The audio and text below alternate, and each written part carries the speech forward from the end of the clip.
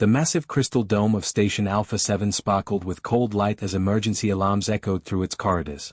In the main council chamber, holographic figures of alien representatives from across the galaxy flickered into existence. Each being looked different, some tall and thin, others short and wide, many with features no human had ever imagined. But today, they all shared the same expression of calculated indifference. Commander Yuki Nakamura pressed her face against the observation window, her breath fogging the glass. Her hands were clenched so tight her knuckles had turned white. She had been Earth's representative to the Galactic Council for 3 years, but she had never felt so powerless. The Vorthan delegate rose from his seat. He was an amphibious creature with smooth, wet skin that changed colors as he spoke. His large eyes showed no emotion as his words were translated into perfect, emotionless human speech. Council members, the Vorthan began, we have completed our analysis of the Kepler 442b situation. The mining colony has extracted 94% of viable resources. The remaining population consists of 50,000 humans and approximately 30,000 alien refugees from various worlds. Yuki felt her stomach drop. She knew what was coming. A rogue asteroid, designated KX-7741, will impact the planet in exactly 72 hours and 14 minutes. Our calculations show that evacuation would require 847% more resources than the colony's current economic value. The evacuation fleet would need 23 heavy transport ships, 45 escort vessels, and support for 80,000 individuals for an estimated journey time of 18 days. The delegate paused, his skin shifting to a darker blue color. The Council's recommendation is clear. We classify Kepler 442b as an acceptable loss. All member species should recall their nationals immediately. No further resources will be committed to this operation. A chorus of agreement echoed through the chamber. Representatives nodded their various heads, tentacles, and other appendages. The math was simple to them. Spending massive resources to save lives that contributed little to galactic economy made no sense. Yuki wanted to scream. She wanted to break through the glass and demand they reconsider. But she could only watch as the vote was called. Species after species voted to abandon the colony. The final tally was 247 votes in favor of abandonment, 3 votes against, and 12 abstentions. Earth had been one of the 3 opposing votes. Far away on Kepler 442b, Captain Lee Dongsu stood in the colony's communication center. Through the large windows, he could see the mining equipment still working outside. Human workers operated the big machines while aliens from a dozen different species helped with the smaller tasks. Lee was a sturdy man with graying hair and tired eyes. He had been on Kepler 442b for 8 years, watching this community grow from a simple mining outpost into something special. Here, species that had never spoken to each other before worked side by side. They shared meals, celebrated holidays together, and had built homes for their families. The Cathari were the most visible alien group. They looked somewhat like humans, but taller and thinner, with golden skin that seemed to glow in certain light. They had been exiled from their homeworld for political reasons and had found refuge here. Their natural ability to find mineral deposits had made them valuable partners in the mining operation. The Nexians were different. They were short, barely reaching human waist height, but their forearms made them incredibly efficient at detailed work. They had fled religious persecution on their homeworld and had set up research laboratories in the colony's underground sections. Their advanced knowledge of atmospheric systems had helped make the colony's air breathable for all species. There were others too. The crystal-like shimmers who communicated through light patterns. The gaseous whispers who lived in special containment suits but whose mathematical abilities were unmatched. The rock-eating grumbles who had helped dig the colony's extensive underground network. Lee's communication device crackled to life. The signal was weak, coming from the council station many light years away. Commander Nakamura's face appeared on the screen, distorted by static. "Captain Lee," she said, her voice tight with emotion. "I have the council's decision. They are abandoning the colony. All member species are recalling their nationals. You have 72 hours before asteroid impact." Lee closed his eyes for a moment. He had expected this, but hearing it still felt like a punch to his stomach. What about evacuation ships? Surely they're sending something? "Negative," Yuki replied. "They say it's too expensive. Each species is sending ships only for their own people, and only if they can afford it." Lee looked around the communication center. Through another window, he could see the colony's main street. Human children played with young Cathari. Nexian researchers shared their lunch with human engineers. A group of shimmers was teaching human artists how to create light sculptures. How many will be left behind? Lee asked, though he already knew the answer would be heartbreaking. Most of the aliens will stay, Yuki said quietly. The Kethari can't return to their homeworld. The Nexians have no ships. The smaller species, they're refugees, Captain. They have nowhere else to go. And the humans? We won't abandon them, Lee finished. It wasn't even a decision. It was simply who humans were. Lee activated the colony-wide communication system. His voice echoed through every building, every underground tunnel, every worksite. Attention all colonists. I have an announcement from the Galactic Council. He paused, looking at his notes. But then he crumpled the paper and spoke from his heart instead. A big rock is coming to hit our world in 3 days. The fancy aliens on the council say we're not worth saving. They're taking their people and leaving us here to die. The transmission cut to static as the last council evacuation ship engaged its hyperdrive engines, leaving Kepler 442b alone in the darkness of space. The Great Hall of the United Earth Assembly buzzed with nervous energy as representatives from every nation on Earth took their seats.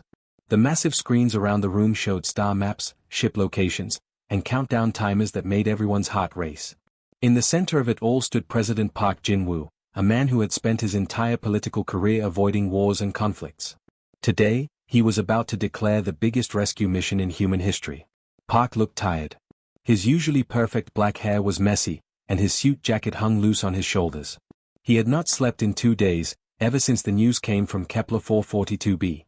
Behind him, Admiral Han Sojin stood at attention in her crisp military uniform. She was a small woman, but everyone in the room knew her reputation.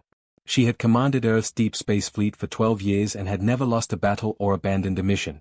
The screens behind them showed tactical information that made the situation clear to everyone. Kepler 442b was 4 to 7 light-years away from Earth. Even their fastest military ships would need 3 weeks to make the journey. The asteroid would hit the planet in exactly 72 hours. Park stepped up to the microphone.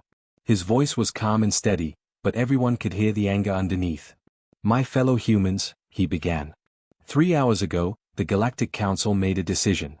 They decided that our people on Kepler 442b are not worth saving. They looked at 80,000 lives and saw only numbers on a financial report. They calculated the cost of rescue ships and fuel and decided it was too expensive. The assembly hall erupted in angry voices. Representatives jumped to their feet, shouting in dozens of languages. Some demanded immediate military action. Others called for diplomatic protests. A few suggested economic sanctions against council species. Park raised his hand for silence. The council has abandoned our people. They have written off human lives and the lives of 30,000 aliens who trusted us with their safety. Earth refuses to accept this calculation. Director Kim Minute-ho of Colonial Affairs stood up quickly. He was a practical man who managed Earth's 17 colony worlds and knew the logistics of space travel better than anyone. His face was pale as he spoke. Mr. President, with respect, our fastest ships need 3 weeks to reach Kepler 442b. The asteroid hits in 72 hours. Even if we left right now with everything we have, we would arrive to find nothing but wreckage. The room fell silent. Everyone knew Kim was right. The math was simple and brutal. But Admiral Han stepped forward. She had been quiet until now, studying the star charts and ship inventories on her personal tablet.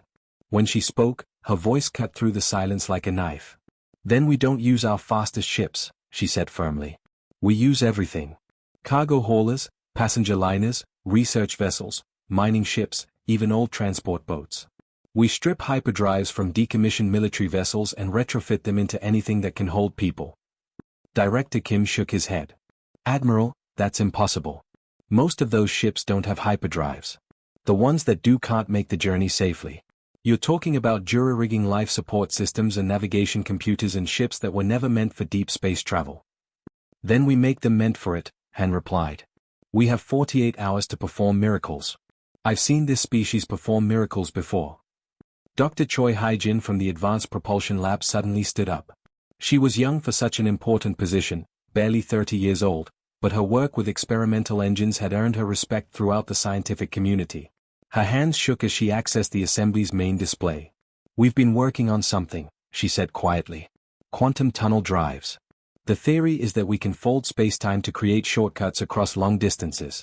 We've run computer simulations, but we've never tested them on actual ships. The display showed complex mathematical equations and engineering diagrams that few people in the room could understand. But they could all see the projected travel time, 18 hours. Director Kim looked at the numbers in disbelief. Dr. Choi, those are theoretical calculations. You're talking about technology that exists only in computer models. If those drives fail, every ship using them will be lost in deep space. The calculations are theoretical, Dr. Choi admitted. But the basic principles are sound. We've been testing small-scale versions in our laboratory for 2 years. The quantum field generators work. The spatial compression algorithms are stable. We just need to scale them up to ship size. President Park looked around the room at the faces of Earth's leaders. He saw fear, doubt, and uncertainty. But he also saw determination. He saw the same spirit that had carried humanity to the stars in the first place. Dr. Choi, he said, how many ships could be equipped with these quantum tunnel drives? Maybe 20, if we work around the clock. We only have enough quantum field generators for that many. The rest of the fleet would have to use conventional hyperdrives and hope they can make it in time. That's not nearly enough ships for 80,000 people, Kim protested. Admiral Han smiled grimly. Then we make multiple trips. We get there, load up everyone we can, and jump back. Then we do it again. And again. Until everyone is safe. Admiral, Park said formally, you have 48 hours to assemble Operation Lifeline. Strip every available vessel. Recruit every volunteer crew. Pull ships out of mothballs if you have to. Conscript civilian vessels if their owners won't volunteer them. Han saluted. Mr. President, what if the Council tries to stop us? Park's voice turned cold. Then they'll learn what happens when you abandon human beings to die. We leave no one behind. Not our people, not the aliens who trusted us, not anyone. Across Earth's shipyards and space stations, alarms began sounding. In orbital dry docks, teams of engineers swarmed over ships that hadn't moved in years. The galaxy watched in amazement and disbelief as humanity prepared to attempt the impossible once again. The stars twisted and bent around the 4 to 7 ships of Earth's rescue fleet as they dropped out of hyperspace in a burst of blue light. For a moment, everything seemed perfect. The quantum tunnel drives had worked exactly as Dr. Choi had promised. They had traveled 23 light-years in just 8 hours, cutting their journey time in half. Then the alarms started screaming. Captain Nam Ji-ho grabbed his command chair as the flagship Seoul's Pride shook violently. Sparks flew from control panels around the bridge, and the lights flickered on and off. His engineering officer, Lieutenant Park Soo-jin, was shouting over the noise of failing systems. Captain, we've lost main power. The quantum drive overloaded during the jump. Hull breach on Deck 7. Life support is failing in sections 3 through 9. Nam looked at his tactical display and felt his heart sink. 3 ships were not moving at all. Their quantum drives had completely failed, leaving them floating dead in space. The cargo hauler Daegu Express was spinning slowly, venting atmosphere from multiple holes in its hull. The passenger liner New Busan had lost all power and was drifting away from the fleet. Admiral Han's voice crackled over the communications system from her flagship, the converted mining ship Iron Mountain. Static made her words hard to understand, but her determination came through clearly. All ships, report status immediately. Rescue teams to assist disabled vessels. We don't leave anyone behind, not even our own people. The responses that came back painted a grim picture. Half the fleet was damaged. Several ships would need major repairs before they could continue. 3 ships were completely dead in space with no power at all. Captain Oh Tae-young of the heavy transport Busan runner reported in with typical bluntness. Admiral, my ship is holding together with prayer and welding tape. We've got hull cracks on 3 decks and our hyperdrive is making sounds that no machine should ever make. But we can still fly, and we can still carry people. 23 light-years away on Kepler 442b, Chief Engineer Oh Sung-minute stood on a rocky hill overlooking the colony's main settlement. The sky above him was no longer blue. It had turned a deep orange color as the approaching asteroid heated the planet's atmosphere. In the distance, he could see the asteroid itself, growing larger every hour like a second sun. Around him, the colony was a scene of organized chaos. Humans and aliens worked together with desperate energy, digging deeper shelters and expanding the underground tunnel system. The sound of drilling equipment echoed across the landscape as teams worked around the clock. Oh wiped sweat from his forehead and checked his tablet. The numbers were not good. They had shelter space for maybe 60,000 people, but there were 80,000 on the planet. And even the people in shelters would only be safe for about 18 hours after impact. After that, the underground air would run out and the surface would still be too hot to survive. Dr. Yang Eunji ran up to him, her clothes covered in dust and her hands dirty from helping with the excavation work. She was the colony's expert on alien biology, but today she was working as a coordinator between the different species. "Oh, I have good news," she said breathlessly. "The Kethari say they can help. They have sonic drilling equipment that works much faster than our machines. Tilkvor, their chief engineer, says they can double our excavation speed." Oh looked toward the Kethari section of the colony, where the tall, golden-skinned aliens were setting up strange crystalline devices that hummed with energy. "What do they want in return?" "Nothing," Yang replied, sounding surprised herself. "They just want to help. And the Nexians are offering something even better. They have atmospheric processing technology that can extend our air supply by days, maybe weeks." Near the main excavation site, a human mining foreman named Kim worked alongside Tilkvor, the Kethari engineer. The alien was almost 2 meters tall, with long, thin arms that moved with precise grace.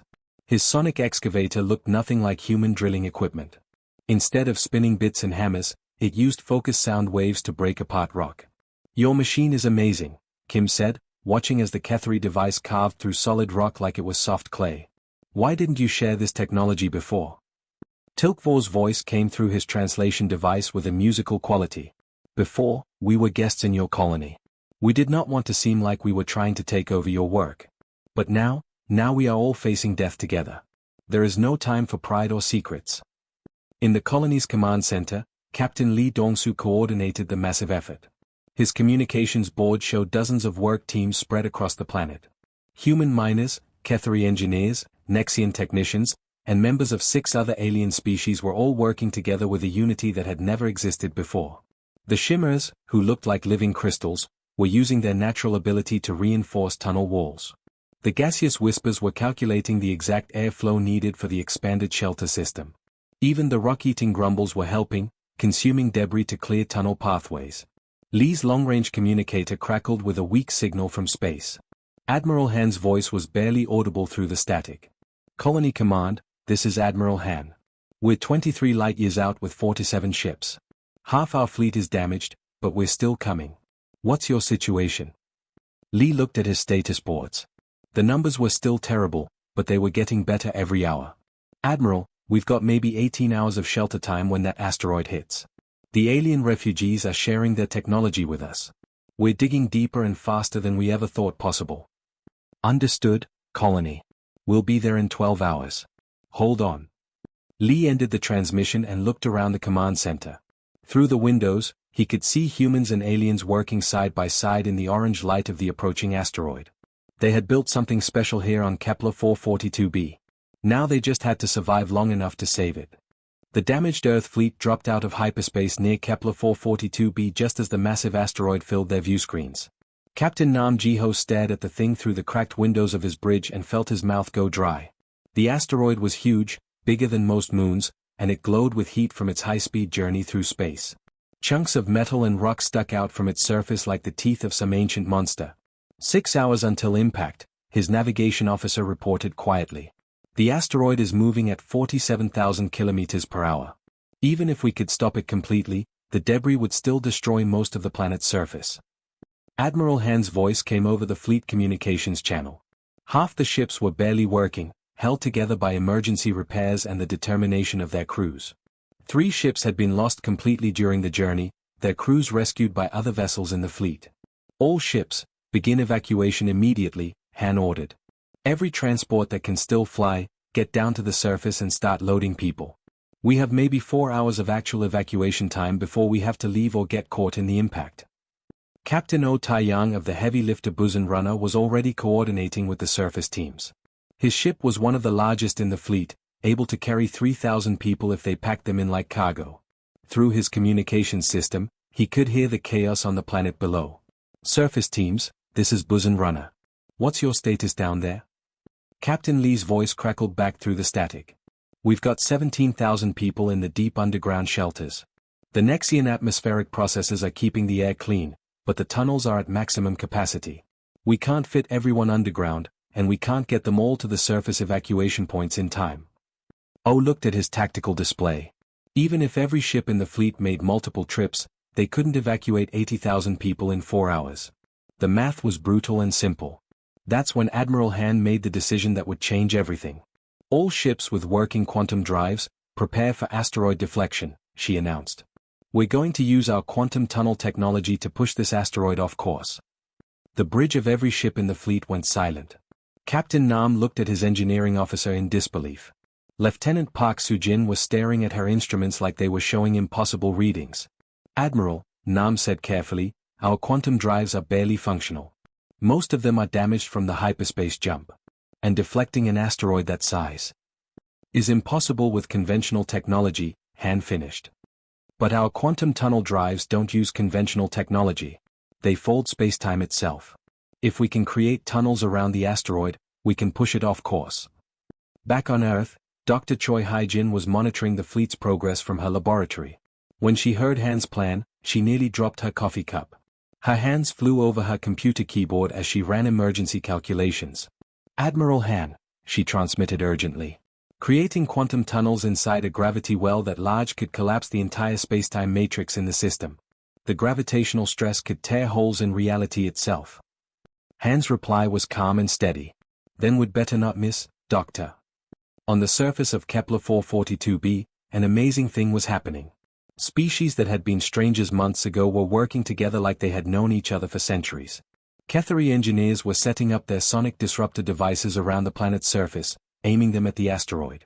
The sonic waves would weaken the asteroid's internal structure, making it easier for the quantum tunnels to affect its course.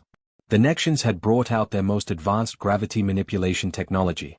These small, four-armed aliens normally used the devices for mining operations, but now they were focusing gravitational fields to help guide the quantum tunnel effects. Tilkvor, the Ketheri engineer, worked alongside human technicians to calibrate the sonic disruptors. Your plan is very dangerous, he told Chief Engineer O. But it is also very brave. My people respect bravery.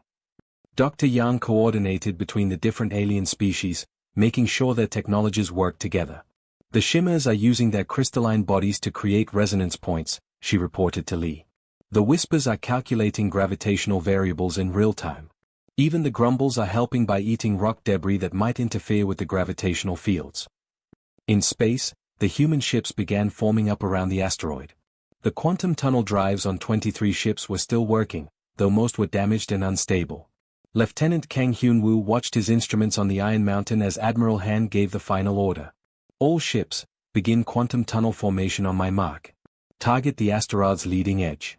We're going to push it just enough to miss the planet. Quantum tunnels forming. Kang reported. Energy readings are off the scale. The space around the asteroid is bending. The effect was visible to the naked eye. Reality itself seemed to twist around the massive rock as invisible forces pushed against it. The asteroid began to slow down and change direction, but the effort was tearing the human ships apart. The Soul's Pride was the first to go. Captain Nam was shouting orders to his crew when his quantum drive overloaded completely. The ship vanished in a brilliant flash of light, its crew of 200 sacrificing themselves to save people they had never met. Then the New Horizon exploded, its quantum drive creating a cascade failure that lit up space like a second sun. The converted passenger liner Daejeon Express lasted another 30 seconds before her damaged systems finally gave up. One by one, human ships were destroyed by the very technology they were using to save others. But the asteroid was moving off course. The massive rock that should have hit Kepler 442b dead center was now going to miss the planet by several thousand kilometers. As the deflected asteroid tumbled past the planet, Emergency Coordinator Yoon Dae-eun began the final evacuation. The remaining ships landed at evacuation points across the planet's surface, their crews working frantically to load every person they could find. There were no questions about species or nationality. Humans carried alien children to the ships. Ketheri engineers helped elderly humans climb aboard transports. Nexian technicians shared their food with anyone who was hungry. The impossible rescue was working. 6 months had passed since the rescue at Kepler 442b, and the Great Assembly Hall in New Geneva had never seen anything like this before. President Park Jin-woo stood at the podium, looking out at an audience that would have been impossible to imagine just a year ago. In the front rows, tall golden Ketheri sat next to human diplomats, their translator devices humming quietly. Small four-armed Nexians shared research tablets with Earth scientists, pointing at data with their delicate fingers. The crystalline shimmers reflected the hall's lights in beautiful patterns across the walls, while the gaseous whispers attended the meeting through their environmental suits. Even some of the rock-eating grumbles had come, their massive forms requiring specially reinforced chairs. Park smiled as he remembered his first meeting with alien representatives. Back then, humans had been the junior members of galactic society, always asking for permission, always trying to prove they belonged. Today was different. Today, 17 different alien species were asking to join humanity's growing alliance. Ambassador Lee Mi Young stepped up to the speaker's platform, carrying a thick document bound in both human leather and Ketheri crystal silk. She had been Earth's representative to the Galactic Council for many years, but now she represented something much more important. Distinguished representatives, she began, her voice carrying clearly through the translation devices, today we sign the Kepler Compact. This document is different from any treaty in galactic history. It is not an agreement between governments or trade organizations. It is a bond between peoples who have chosen to stand together. She opened the document and began reading the key principles. We agree to share our technologies freely. We agree to defend each other when threatened. Most importantly, we agree that no member of this alliance will ever be abandoned, no matter what the cost. In the audience, Tilkvor, the Ketheri engineer who had worked alongside humans during the rescue, translated quietly for his delegation. His people had been exiles for generations, cast out from their homeworld for political beliefs. Now they had found something better than their old home. They had found people who would never cast them out. Former Chief Engineer Oh Sung Minute, now wearing the uniform of Director of Multispecies Colonial Development, stood to address the assembly. His hair had more gray in it now, and his hands showed the calluses of someone who still worked with tools despite his important title. 6 months ago, we were just trying to survive, he said. Today, we are building something that has never existed before. Ketheri sonic mining technology has increased our resource extraction by 400%. Our mining operations can now reach deposits that were impossible to access before. He activated a holographic display showing Earth's 17 colony worlds. Nexian environmental systems are terraforming dead planets into garden worlds. Their atmospheric processes can create breathable air on worlds where life never existed. Human logistics and determination are connecting dozens of species across hundreds of star systems. The display showed shipping routes, communication networks, and shared research projects that spanned thousands of light-years. What had started as a desperate rescue mission had become the fastest-growing alliance in galactic history. In the observation gallery above the main floor, Admiral Han Sojin watched the proceedings with quiet satisfaction. She now wore the insignia of the Multispecies Defense Force, an organization that had not existed a year ago. Her fleet included ships designed by 6 different species, crewed by mixed teams that had proven more effective than any single species crews. Through the gallery windows, she could see the New Geneva orbital shipyards where the first truly integrated starships were being built. The newest vessels combined Ketheri sonic technology, Nexian environmental systems, Chimera crystalline electronics, and human engineering into ships that were more advanced than anything the Galactic Council had ever produced. Captain Nam Jiho was preparing for departure on one of those new ships. The Unity was his command, and his crew included humans, Ketheri, Nexians, Chimeras, Whispers, and even 2 Grumbles who served as the ship's geological specialists. They were heading out to establish humanity's 15th multispecies colony, using a combination of technologies that made colonization faster and safer than ever before. Nam's mixed crew had become famous throughout human space. Other captains were requesting similar crew assignments, and the Multispecies Defense Force was struggling to train enough integrated teams to meet demand. Dr. Yang Eun-ji, the colony's former xenobiologist, now served as Director of Interspecies Relations. She had spent 6 months learning to communicate with dozens of different alien species, and her work had become the foundation for humanity's diplomatic success. She stood to give the final speech of the day, and her words would be remembered across the galaxy. We learned something important on Kepler 442b, she said, her voice strong and clear. We learned that the Galactic Council was wrong about the most basic principle of civilization. The whole fell silent as representatives from dozens of species listened carefully. The Council believes that relationships should be based on profit and calculation. They form alliances based on economic advantage. They abandon people when the cost becomes too high. But we learned something different. Yang paused and looked around the hall at the faces of humans and aliens sitting together. We learned that when you choose to stand with people, they choose to stand with you. Not because of trade agreements or political treaties. Not because of economic calculations or strategic advantages. They stand with you because they know that when the universe tries to leave them to die, you will choose to stand with them. The applause that followed started slowly, but it grew and grew until it filled the entire hall.